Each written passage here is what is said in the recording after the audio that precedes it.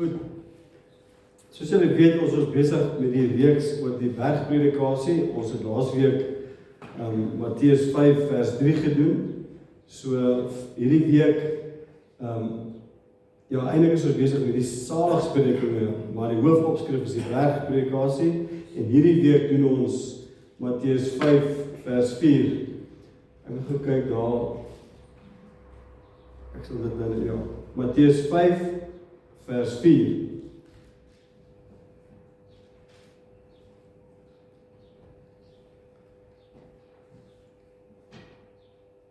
Matteus 5 vers 4, ons gaan vanoggend net op hom fokus. En ek lees voor. Geseënd is die wat treur, want hulle sal vertroos word. Net tot sover. Kom ons maak die oor toe, dan bid ons net saam. Almagtige God, Hemelse Vader, Here, ons kom vanoggend in afhanklikheid. En Here, soos ons nou gesing het, Here, U verdien al die glorie. U is die een wat prysenswaardig is. U is die een wat lofwaardig is. Here, U is driemaal heilig. En ons weet en erken en bely, Here, dat daar is werklik niemand anders soos U nie. U alleen is God en U alleen is heilig. En ons is dankbaar vir hierdie geleentheid wat ons het om vanoggend hier te kan wees in U teenwoordigheid. En ons weet ook, Here, dat U is hier met ons saam. Here, ons bid vir ons land. Ons bid vir ons regering. U sê in die woord, ons moet vir ons regering bid, sodat ons 'n rustige en stil lewe kan lei.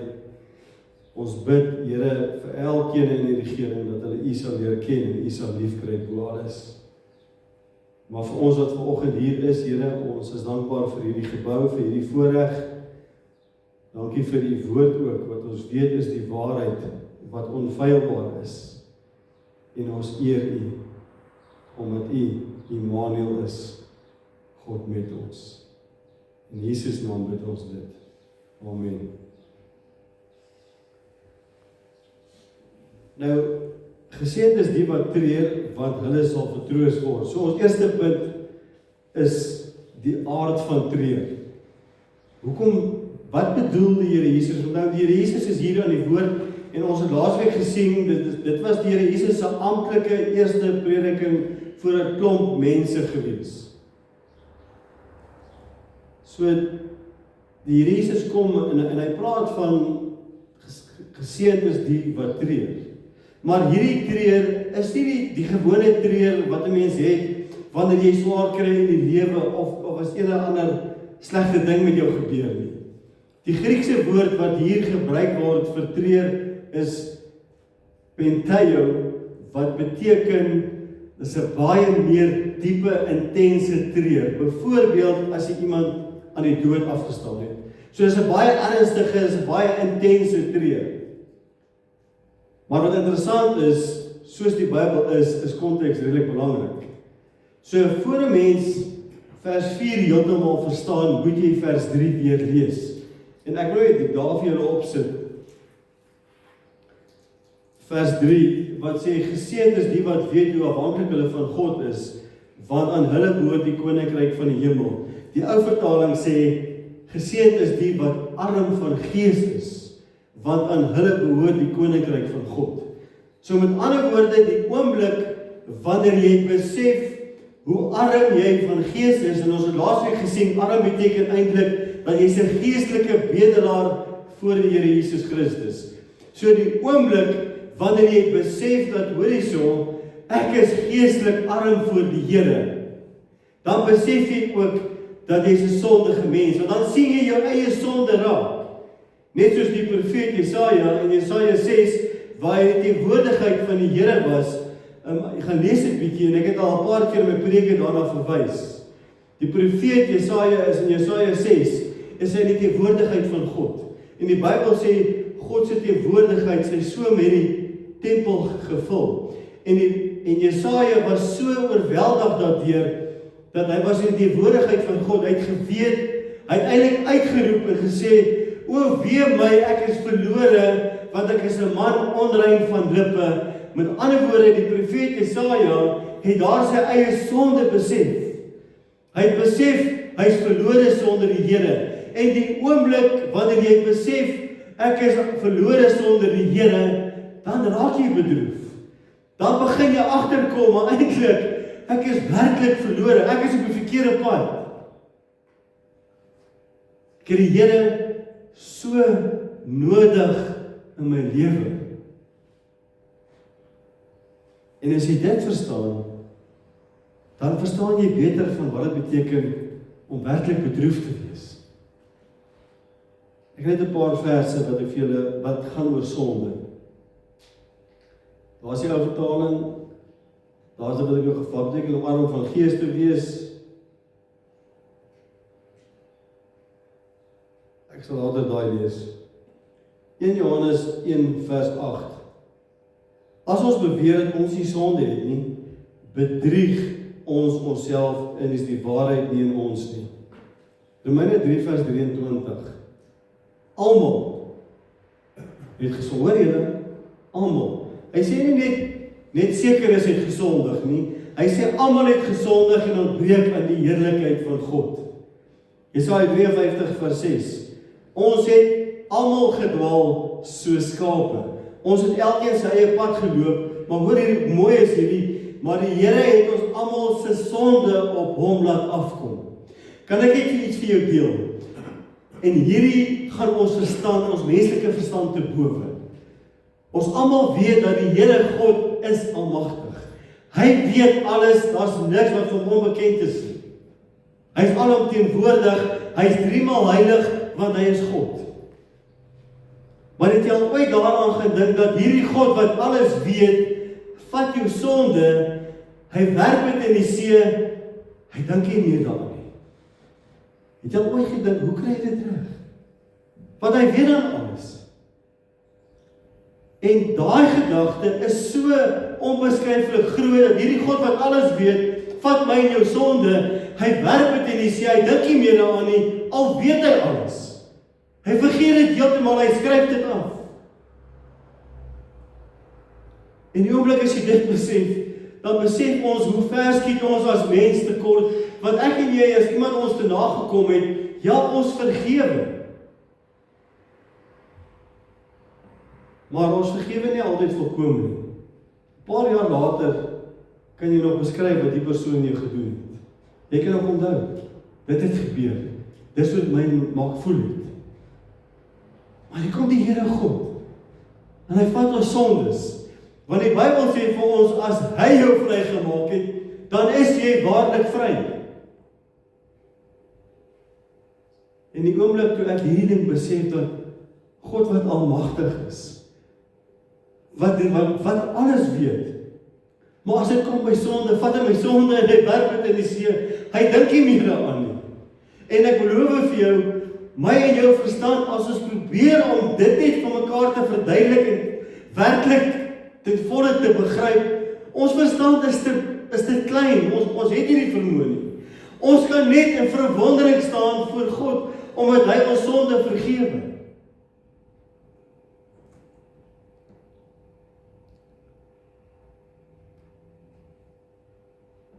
Genesis 18 vers 27 het Abraham gesê, ek is maar net stof en as, en tog het ek gewaag om met die Here te praat.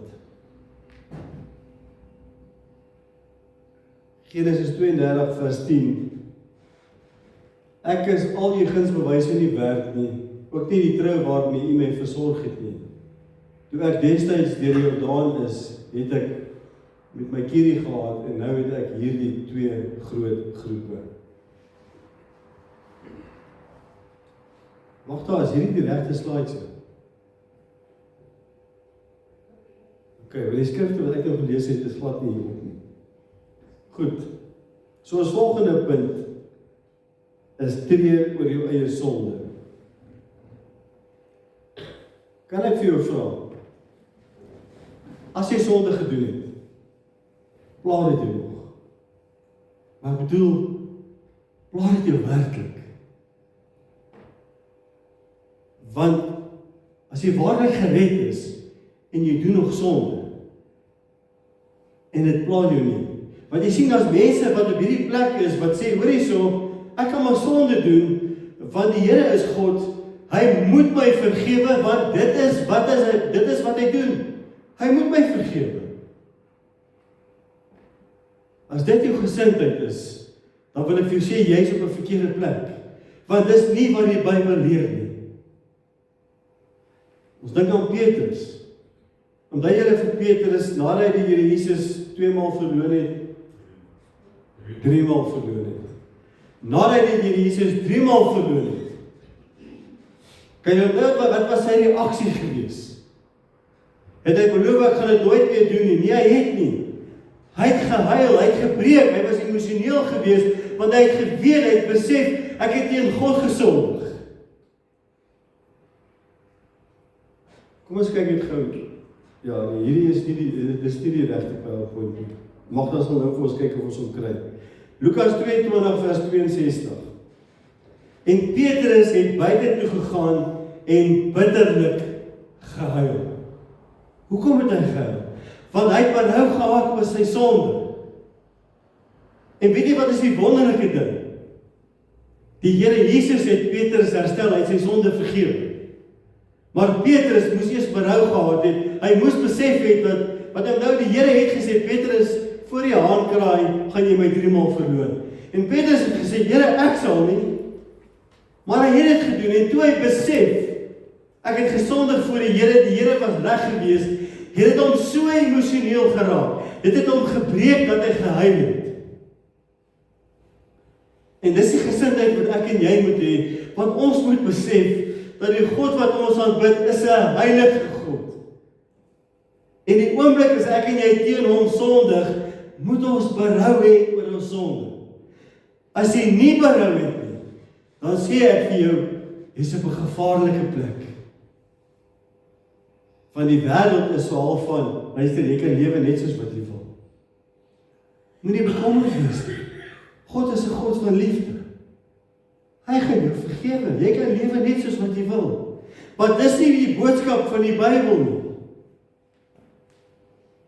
Daar is ons nou by die regte PowerPoint. Psalm 51 vers 9, die ou vertaling. Die offers van God is 'n gebroke gees. 'n Gebroke en 'n verslae hart sal u, o God, nie verag nie. Gebroke oor jou sonde. En Psalm 51 is deur Dawid geskryf nadat hy moord laat pleeg het en egbreek gepleeg het met Batseba. Hy het berou gehad oor sy sonde. Ek wil vir julle nog 3 verse lees van die Psalm van Dawid, maar ek wil dit anders te doen. Ek gaan eers vers 3 en 4 lees en dan vers 1. So, as ek vers 1 gelees het, sal jy verstaan. Psalm 32 vers 3 en vers 4. Toe ek oor my sonde geswyg het my liggaam uitgeteer, soos ek heeldag om hulp geroep het. U hand het dag en nag swaar op my gedruk, my krag het opgedroog, soos water in somerhitte. Okay, nou vers 1. 'n Gedig van Dawid. Dit gaan goed wat die mens, wie sy oortredings nie gestraf word nie, wie sy sonde vergewe word. As jy hierdie vers lees, vers 1, dan klink dit amper soos vers 4. Geseënd is die wat treur, dat hulle sonde sal vergewe word. So met ander woorde, die rede hoekom ek en jy geseënd sal wees, want geseënd, die Griekse woord vir geseënd is makarios, wat beteken gelukkig. So gelukkig is jy, as jy treur, jy sal vertroos word, maar jy treur oor jou sonde, maar jy sal geseënd wees, want jy het berou oor jou sonde, en jy besef maar die Here sal jou sonde vergewe. Want jy sien, die geluk gaan nie net oor die rou nie, dat jy berou het oor jou sonde nie. Dit gaan eintlik oor jou rou, maar ook die reaksie wat die Here het op jou rou. Dit wat die Here doen nadat jy gerou het oor jou sonde, nadat jy besef het, ek het gesondig teen die Here. Want jy sien, as jy waarlik 'n kind van die Here is, dan probeer jy werklike pad met die Here stap, 'n pad van heiligmaking, en jy probeer wegbly van sonde af. Maar ek het nou gelees in Johannes 1 vers 8 sê, as ons beweer dat ons nie sonde doen nie, dan is die waarheid nie in ons nie. So met ander woorde, enig van die tyd doen jy sonde. En 'n oomblik as jy sonde doen, en jy berou daaroor, en jy bely dit voor die Here, dan ervaar jy hoe die Here jou vergewe. Dan ervaar jy die genade en die barmhartigheid van God. En daarin is daar vir ons vertroosting. Ek wil weer lees uit Psalm 51. Ek het nie daar opgesit nie, dis net te veel verse is. Ek wil Psalm 51 lees en dan uit Jakobus. Psalm 51 vers 3. Dawid het berou. Hy besef sy sonde. Wees my genadig, o God. In die troue liefde wis my oortredings uit in die groot barmhartigheid. So met ander woorde, Dawid besef dat hy sonde gedoen het, en hy vra nou vir die Here, Here, wis my sonde uit. Wees my barmhartig. En die Here het sy sonde vergewe. Al het hom 'n prys gekos. Jakobus 4 vers 8 tot 10. Nader tot God en hy sal tot julle nader. Was julle hande sondaars en reinig julle harte huigelaars. Bekla julle ellende, treur en huil, laat julle vrolikheid en rou verander en julle blydskap in droefheid. Onderwerp julle in nederigheid voor die Here en hy sal julle verhoog. So met ander woorde, die oomblik as jy berou het oor jou sonde. Maar onthou, hierdie Griekse woord penteio beteken dat jy 'n intense, opregte berou sal hê. Nie net 'n gesindheid van, wel ek het nou maar gesondig en dit is nou maar so. Waar jy werklik berou het oor jou sonde, soos daai tollenaar wat gebid het, hy kon nie eens opgekyk het en gesê, Here, wees my as sondaar genadig nie. Dis waarvan hier gepraat word, waar jy regtig berou het, van ek het teen die allerheiligste God gesondig. En ek weet die woord sê, as ek sondig, dan bring dit skeiding tussen my en die Here. Dit doen skade aan my verhouding van die Here. Gaan lees Jesaja 59 vers 1, wat sê, julle sonde het 'n skeidsmuur tussen my en julle gemaak. Ek wil vandag vir jou sê, sonde is nie iets wat 'n mens ligsinnig moet benader nie. Sonde is 'n ernstige saak voor God. En daarom moet ek en jy ernstig berou hê oor jou sonde. Want jy sien, die oomblik as jy ernstig berou het oor jou sonde, dan beteken dit, jy sal harder werk, jy sal meer probeer om nie sonde te doen nie. Maar die wonderlike ding, 1 Johannes 1 vers 9, ken julle daai gedeelte? Ek vra, ken julle daai gedeelte? Kan iemand net sê ja? As jy hom weer sal Dit sê, as jy jou sonde bely, hy is getrou en regverdig, en hy reinig jou van alle ongeregtigheid.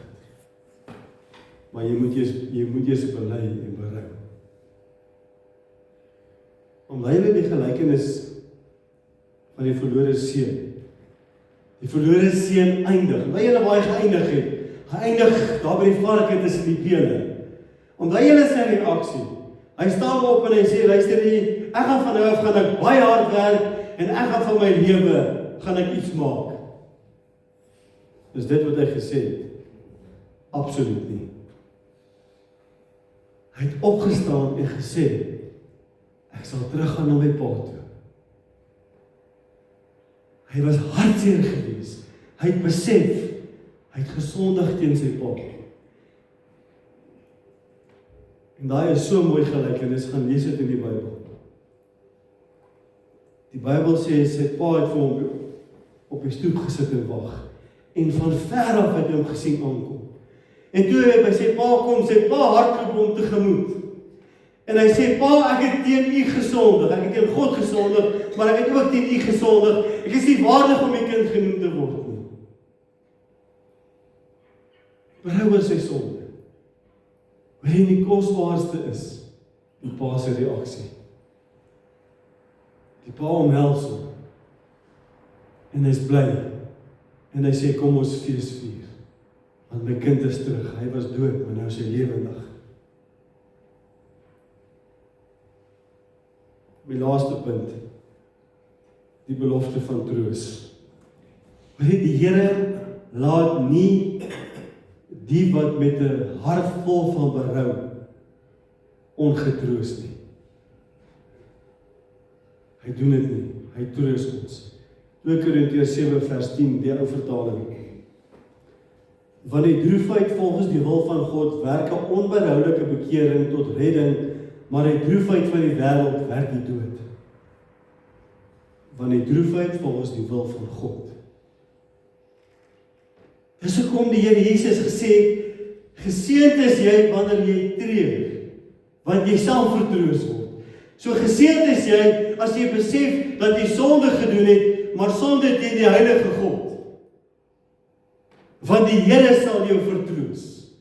As jy met 'n opregte hart berou het, is daar vir ons hoop daarin dat die Here God sal jou vertroos. Maar die laaste gedeelte, en dit waar die meeste vertroosting is hierdie vers.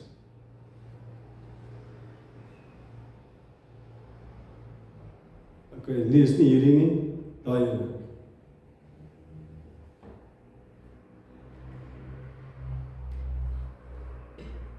Luister mooi na Openbaring 1 vers 4. En hierdie vers is net vir geredde mense. Is nie vir almal nie. En God sal al die trane van hulle oë afvee. En daar sal geen dood meer wees nie. Ook droefheid en geween en moeite sal daar nie wees nie. Want die eerste dinge het verbygegaan. Weet jy waar gaan hierdie gedeelte? Dit gaan oor die hemel. En hoor mooi, nie almal gaan hemel toe gaan nie. Dis die boodskap van die wêreld. Die wêreld glo elkeen wat doodgaan, gaan hemel toe gaan. Dis nie wat die Bybel leer nie. Die Bybel is baie duidelik oor Johannes 3 vers 3. Net hy wat wedergebore is, sal die koninkryk van God beerwe. Maar wat 'n vertroosting is dit nie vir ons as kinders van die Here, dat die dag as jy jou laaste asem uitblaas, dan is daar vir ons die beste vertroosting ooit. Dat die Here self sal met trane afdroog, daar sal nie meer droefheid wees nie, daar sal nie meer hartseer wees nie, daar sal nie lyding wees nie, daar sal nie swaar kry wees nie. Want die beste, die wonderlikste uitsig, jy sal by die Here wees. En dit het waarde bo enigiets anders. Heeltyd in die teenwoordigheid van God, waar ons die heeltyd sy lof sal besing. En as jy Openbaring gaan lees, dan sien jy hoe die hemelwesens en die ouderlinge, waar hulle uitroep, heilig, heilig, heilig is die Here God almagtig. Want hy is heilig. Wie sal hom nie loof nie? Wie sal hom nie prys nie? Wie sal sy naam nie verheerlik nie, want hy alleen is heilig. Ek sluit af. Psalm 34 vers 19 en 20. As jy kan highlight hierdie, onderstreep dit in jou Bybel. Die Here is naby die gebrokenes. Hy help die moedeloses. Al word die regverdige ook deur hoeveel rampe getref, die Here red hom uit almal. Nou verstaan ons hoekom jy geseënd is as jy treur. Want die Here is naby die gebrokenes. Dis die Here wat jou herstel. Dis die Here wat jou weer optel. Dis die Here wat al was jou sonde so rooi soos skarlaken, dit sal wit word soos sneeu, sê Jesaja 1 vers 18. Dis die Here. Dis die Here. Dis die Here. Niemand anders nie. Niks anders nie. Dis die Here God. Aan hom die eer. Aan hom die lof. Aan hom die aanbidding. Omdat hy die een is wat ons vertroos. Kom ons sluit af met gebed. Here, ons kom in hierdie oggend en ons besef, Here Jesus, dat ons as mens, dat ons staan baie keer sondig voor U. Here, ek dink so in die woorde van Paulus wat gesê het, van al die sondaars is ek die vernaamste. En Here, in 'n mate kan ons elkeen daarmee identifiseer. Here, hoeveel keer het ons nie al vir U teleurgestel nie? Maar dankie dat U 'n genadige God is. Dat U die een is wat ons sonde, wat dit wegvat. Wat die boeke van ons kwaad nie. En Here, ek bid dat ons werklik elke keer as ons sal sondig, dat ons opregte berou sal hê, omdat ons U, die allerheiligste God, te nagekom het. Maar dankie dat U die een is wat ons vertroos, wat ons herstel, en wat die vermoeides nuwe krag gee. Ons eer U daarvoor in Jesus naam. Amen.